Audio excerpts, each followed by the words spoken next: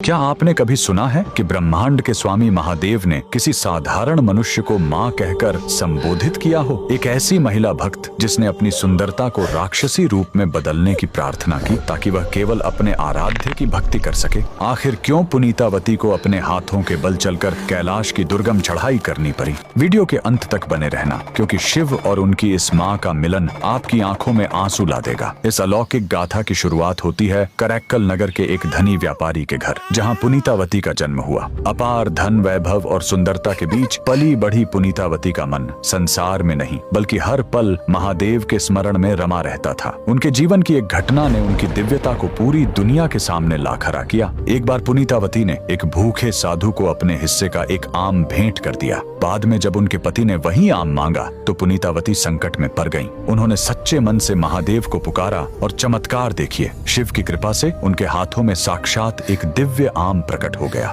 उस आम का स्वाद इतना अलौकिक था कि उनके पति समझ गए कि पुनीतावती कोई साधारण स्त्री नहीं बल्कि साक्षात देवी का अंश है। पर अफसोस, श्रद्धा के बजाय उनके पति के मन में भय बैठ गया और उन्होंने पुनीतावती का त्याग कर दिया। पति के वियोग ने पुनीतावती को पूरी तरह वैराग्य की ओर धकेल दिया। उन्होंने महादेव से एक ऐसी प्रार्थना की जिसे सुनकर देवता भी दंग रह गए। उन्होंने कहा, हे महादेव, यह सुंदरता और यह कोमल शरीर मुझे आपकी भक्ति से भटका रहे हैं। मुझे ऐसा रूप दे दीजिए जिसे देखकर कोई मुझे छूना तो दूर, देख भी न सके। महादेव ने उनकी पुकार सुनी और देखते ही देखते वह सुंदर स्त्री एक भयानक कंकाल जैसे रूप में बदल गई। इसी अवस्था में वे करैक्कल अमैयार कहलाएं। शिव के प्रेम में डूबी अमैयार ने कैलाश की यात्रा शुरू की, लेकिन उनका मानना था कि जिस भूमि पर महादेव के चरण परे हों उसे अपने पैरों से छूना पाप है। इसलिए उन्होंने अपने सिर और हाथों के बल चलकर कैलाश की चढ़ाई शुरू कर दी। उनकी इस कठोर और असंभव तपस्या को देखकर साक्षात महादेव का आसन डोल उठा।